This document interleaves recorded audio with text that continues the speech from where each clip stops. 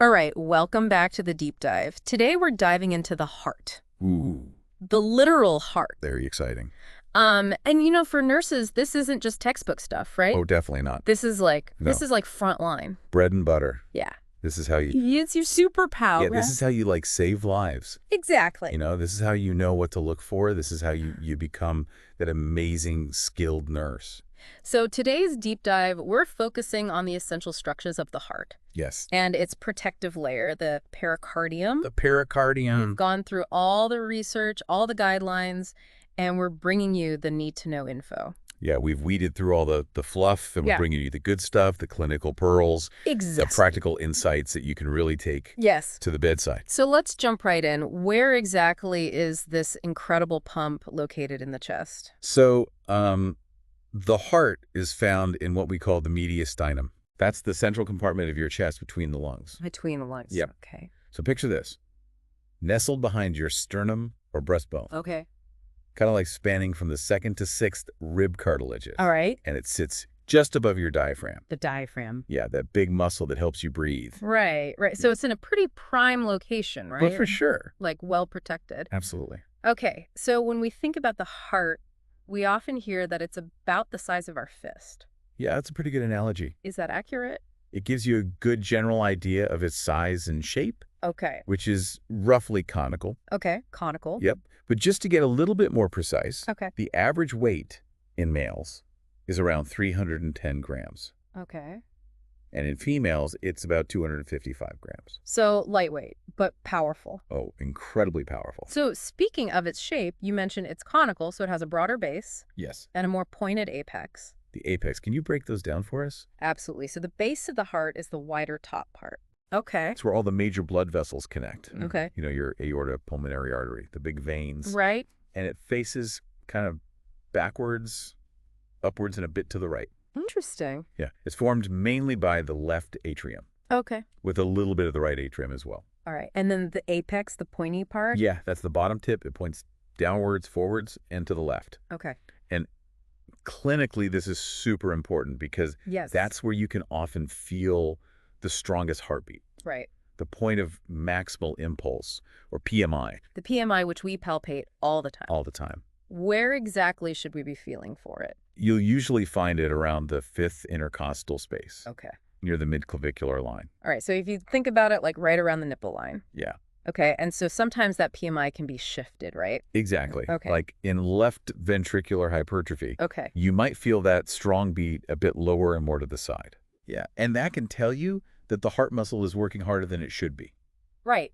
It's a clue. It's adapting. Yeah. So even something as simple as feeling the PMI Right. can give us so much information. Tons of information. That's so cool. Yeah. And so knowing where the heart is, how it's oriented in the chest, Oh, it's crucial. that's going to be so important for things like listening to heart sounds. Oh, absolutely, because the heart valves are positioned in a specific way. Okay. Knowing the heart's orientation helps you place your stethoscope Right. to hear each valve clearly. Right. Like the aortic valve versus the mitral valve. Exactly. You listen in slightly different spots. Makes sense. And it's also key for ECG lead placement. Okay. You're basically getting different electrical views of the heart. Yeah. Like snapshots from different angles. Exactly. That's so cool. Oh, yeah. Okay. So we've talked about where the heart is, its general size and shape. Yep.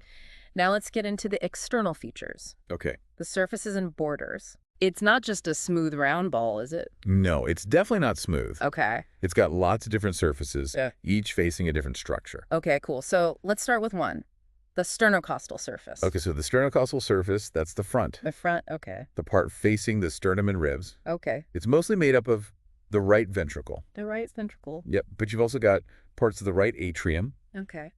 and a little bit of the left ventricle. And it's auricle. The auricle. Yeah, that little ear-like pouch. I love that name. It's a cute name. So cute. And you'll also see the anterior interventricular groove here, Okay. which houses the LAD artery, The the LA. anterior descending artery. Oh, yeah, the Widowmaker. Yeah, that one. Definitely one to remember. Absolutely. Okay, so we've talked about the front of the heart. Yep. What about the surface that lies on the diaphragm? That's the diaphragmatic or inferior surface. Okay. Here, The left ventricle is the star. The left ventricle. Yeah, it makes up about 2/3 of this surface, Okay. and the right ventricle takes up the other third. Okay. And you'll also find the posterior interventricular groove running along this side. So the front and the bottom. Yep. What about the side facing the left lung? That would be the left surface, Left surface. and it's mainly the left ventricle again, Okay. with the left atrium in its auricle. All right, so those are the surfaces. What about those borders that give the heart its shape? So there are 4 main borders. 4. The right border Okay. is formed by the right atrium, Okay. and it runs between the superior and inferior vena cava. So the right atrium is between those two big veins. Exactly. Okay. The left border is a bit more slanted. Oh, It's right. formed by the left ventricle and left auricle, Okay. and it extends down to the apex. Right to that pointy tip. Yep. Yeah. Then you've got the inferior border. Inferior. That's mostly the right ventricle, Okay. with a bit of the right atrium near the inferior vena cava. And it runs kind of horizontally towards the apex. Okay. And lastly, the upper border is formed by both atria. Both atria. Yep, but mostly the left atrium. Okay. And it's kind of hidden from the front by the aorta and pulmonary trunk. Wow, that's a lot of borders. It is, but it's helpful to visualize, right? It is. I mean, Yeah. thinking about all those surfaces and those borders really helps me picture the heart in 3D. It's like a puzzle. Yeah, totally. And, Mm-hmm. you mentioned feeling the PMI earlier. Yeah. Is there a way our listeners can connect that to their own bodies? Oh, for sure. Try this. Okay. Gently place your fingers on the left side of your chest, Okay. around your nipple line, Okay. and move them slightly inwards. Okay. I'm doing it. You might feel a gentle rhythmic thump. Yeah. That's probably your PMI. Wow, that's so cool. It's pretty neat. It is. So that's the heart itself. Yep. Let's move to the pericardium, that protective sac. Okay. It's more than just a single layer, right? Yeah, think of it as a double-walled sac. Okay. It sits right in the middle, Okay. enclosing the heart and the roots of those big vessels. Okay. You've got the fibrous pericardium on the outside Okay. and the Cirrus pericardium on the inside. So a double layer of protection. Exactly. So let's start with the outer layer, that fibrous pericardium. All right, so the fibrous pericardium is tough. Tough. It's like the heart's bodyguard. Okay. It's made of dense, elastic connective tissue. So it can't really stretch? Not much. Right. It's shaped like a cone, Okay. with its base attached to the diaphragm, Okay. and its tip blending with the great vessels. Okay. And it's also anchored to the sternum. The breastbone. Yep, by these ligaments called sternopericardial ligaments. So it's pretty secure. Oh yeah, it's not going anywhere. It sounds like it's doing more than just holding the heart in place. Yeah, it's got multiple jobs. Okay, what are they? So first, it helps anchor the heart, Okay. keeps it from moving around too much. Okay. Second, because it's inelastic, Right. it prevents the heart from overexpanding. So like if there's a sudden increase in blood volume. Exactly. Like, think about a rapid fluid bolus. Right. The fibrous pericardium says, nope, It sets a limit. it does. Wow. And third, It provides protection, protection. yeah, from physical trauma. Okay. And it can even help prevent infections from spreading. So it's a bodyguard and a bouncer. That's a good way to put it. And that role in preventing overexpansion, that's got to be so important clinically. Oh, absolutely. Why is that especially relevant for nurses? Well, imagine you have a patient with heart failure. Okay. Their heart muscle is weak, Okay. and the chambers might be stretched out. Right. The fibrous pericardium acts like a brake. Okay. It helps maintain the heart's shape. So it can keep pumping effectively. Exactly. Without it, the heart would just keep getting bigger and weaker. So it's like a backup system. Yeah, you could say that. And what about when we give IV fluids rapidly? Same idea. The fibrous pericardium prevents the heart from getting overwhelmed. Oh. It helps it adapt to that sudden increase in volume. Are there any signs we can look for that tell us the heart might be struggling even with that pericardial constraint? Oh, yeah, definitely. You might see changes in jugular venous pressure. JVP? Yep. Or maybe the patient develops some swelling in their legs. Edema. Edema. Exactly.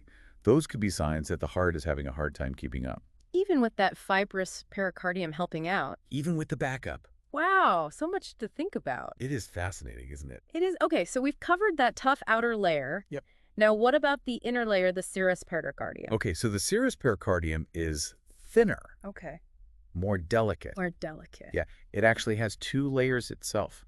Oh, 2 layers within the 1 layer. Yep, the parietal layer Okay. lines the inside of the fibrous pericardium. So like the inside of a balloon. Exactly. Okay. And then it folds back to form the visceral layer. Good. which also goes by the name epicardium. Epicardium. Yep, and that's the outermost layer of the heart wall itself. So it's like one continuous sheet that's folded. That's a great way to think about it. I'm picturing it. Yeah. And because it's folded, there's got to be a space between those layers.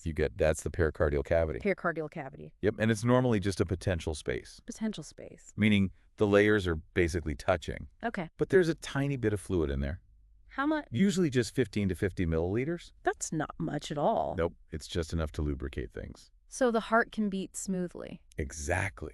It reduces friction. Like oil for an engine. Perfect analogy. I like it. Okay, so what happens if that fluid increases? That's when you get a pericardial effusion. Pericardial effusion. Yeah, it's a buildup of extra fluid in that pericardial cavity. And we know that fibrous pericardium is pretty stiff. Oh, yeah. It doesn't like to stretch. So if there's extra fluid... It can put pressure on the heart, Right. and that can be a big problem. Yeah, because the heart can't fill properly. Exactly, and that can lead to cardiac tamponade. Cardiac tamponade. Yep, which is a life-threatening condition. So the pericardium that's supposed to protect the heart Right. can actually cause problems. Sometimes the protector becomes the problem. That's intense. All right, let's move on to something that sounds a bit more mysterious.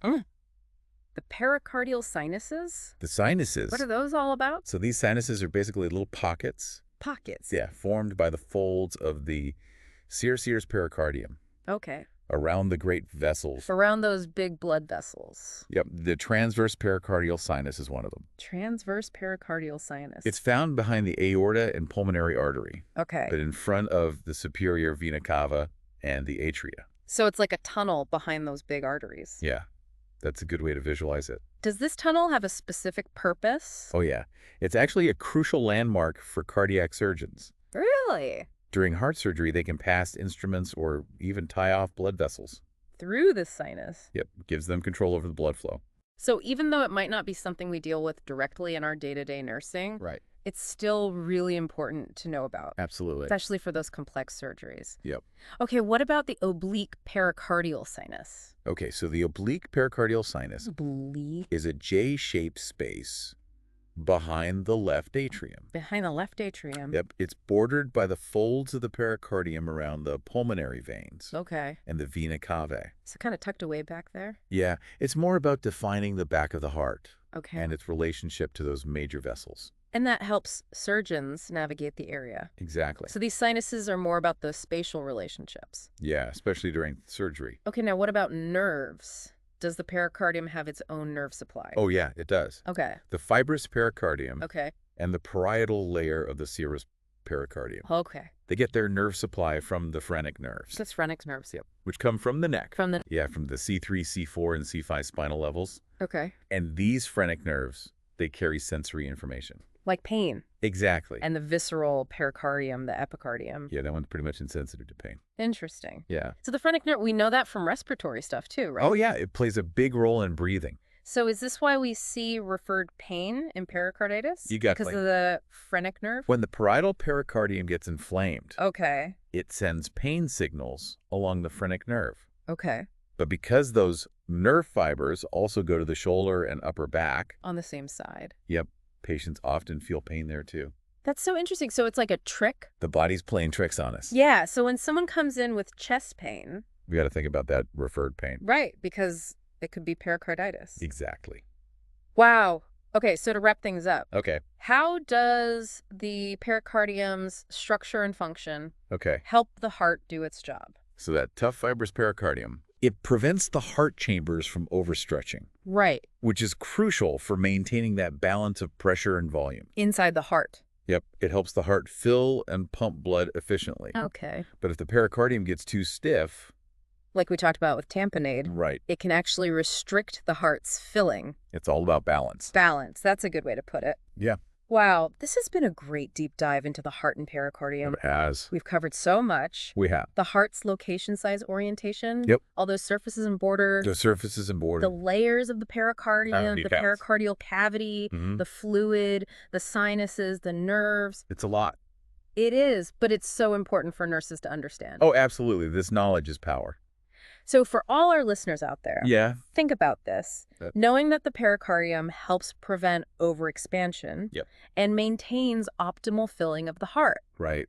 How does this impact your assessment of patients with heart failure Okay. or significant fluid shifts? That's a great question. What signs and symptoms should you be paying extra attention to? Yeah, because those seemingly small details Right. can make a huge difference. Exactly. It's all about connecting the dots. And that's what makes nursing so amazing. It is. It's like solving a puzzle. Totally.